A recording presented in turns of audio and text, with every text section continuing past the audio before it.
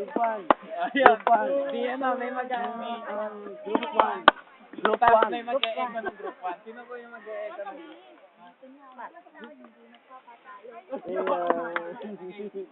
Okay, ulit. Ito na ang Group 1. Group 1. sige, sabay ko tayo.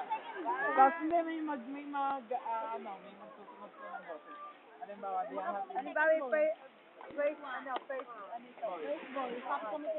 sino po yung tayo na lang. Hati na lang. Apat po muna na intro.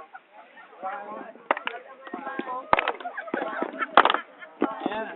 Ito na ang Group 1. Group 1. Ito na ang Group 1. Group 1. Ito na ang Group 1. Hindi mo papatalo.